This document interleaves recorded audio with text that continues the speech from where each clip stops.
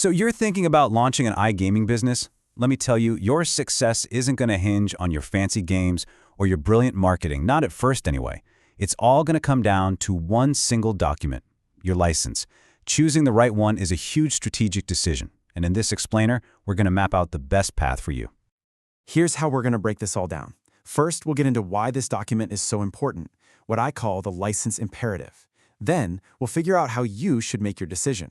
We'll use that framework to compare the top global options, untangle the North American puzzle, and then literally walk through the 7-step application roadmap. By the end of this, you'll have a much clearer idea of your own strategic path. All right, let's start at the very beginning, the absolute foundation of everything. Before you even dream about a single slot game or a welcome bonus, you have to nail this part. We're talking about the one document that is going to define the entire future of your business. Let's just cut right to the chase, because the answer really focuses the mind on what's at stake here. So, what is it? What is that single most important document? That's it, your iGaming license. And it is so much more than just a piece of paper, believe me. It is the very heart of your business's legitimacy, its potential, its everything. If you get the wrong one, you are building your entire dream on shaky ground. And this right here shows us why that foundation is so critical. A license isn't just about not getting in trouble. It unlocks everything. It's what gets you into the most profitable markets. It's how you build the player trust you absolutely need to survive. And it's what gets you in the door with the best payment providers and the top game developers. It's not just a document, it's your key to the entire kingdom. Okay, so we've established that a license is totally non-negotiable. The big question then becomes, how on earth do you choose the right one when there are so many options? Well, the answer isn't about finding the quote-unquote best license. It's about finding the best license for you. And that all starts by figuring out what you're trying to achieve. I want you to think of this as your strategic scorecard. Before you even look at a specific country or jurisdiction, you need answers to these questions. Who are you trying to reach? What's your real, actual budget? How fast do you really need to launch? Your answers here are going to act like a filter, automatically pointing you toward the right kind of license for your business.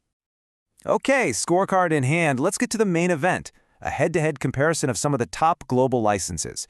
You'll see that each one represents a totally different strategic play. This slide shows a classic strategic choice. On one side, you've got the UKGC, the United Kingdom Gambling Commission.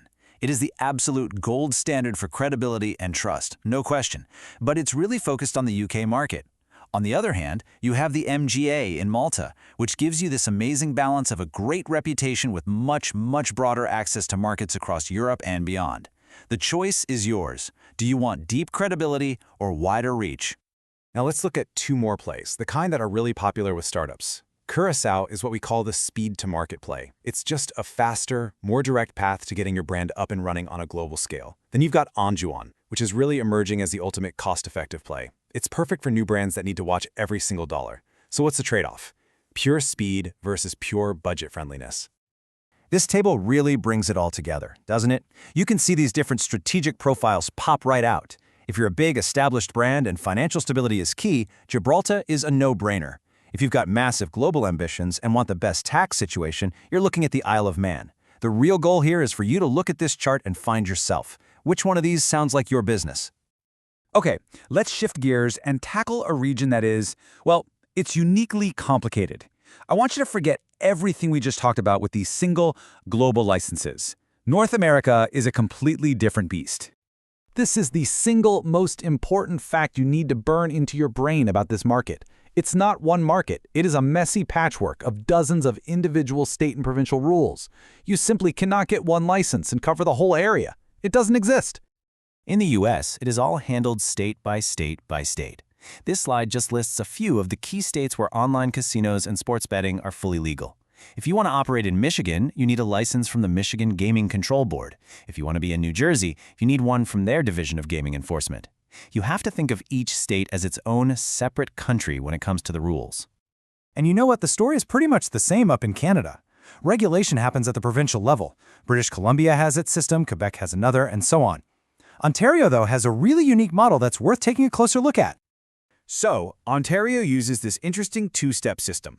First, an operator has to register with the main regulator, the AGCO. But then, and this is the key part, they have to sign a commercial agreement with a different group called iGaming Ontario. What this means is, technically, they are providing their services on behalf of iGaming Ontario, not under their own direct license. It's a small difference in words, but a huge difference in practice. So you've done the hard work. You've analyzed your goals. You've picked a target jurisdiction, whether that's Malta or Michigan. So what happens now? Well, even though the little details are different everywhere, the actual journey to getting licensed follows a surprisingly similar pattern. Let's walk through that roadmap right now. This right here is the universal playbook. It always starts with tons of research and talking to legal experts. Then comes the real heavy lifting, getting all your business plans, financial records, and background info on your key people together. After you submit all that, you're going to face audits on your tech and major checks on things like your anti-money laundering policies. Only then, after you've passed everything, do you actually pay the fee. But honestly, the most important step is the last one, realizing this isn't a one-time thing. It is an ongoing, continuous commitment to playing by the rules. We have covered a ton of ground: the why, the what, and the how.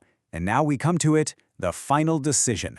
And I want you to remember, this isn't just another expense on a spreadsheet. This is a defining investment in the entire future of your company.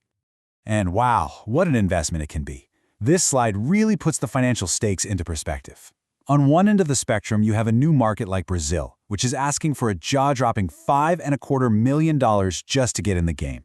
On the complete other end, you have an emerging option, like Anjuan, designed for a super lean, low-cost entry. This isn't a small detail. Your budget literally defines your strategic options from day one. So let's end right back where we started, but with a whole new perspective. After everything we've talked about, it's pretty clear that a license isn't just some legal hurdle you have to jump over. The real question you should be asking yourself is this: how can we turn this document into our single greatest strategic weapon? The answer you come up with? Well, that's what will define your future.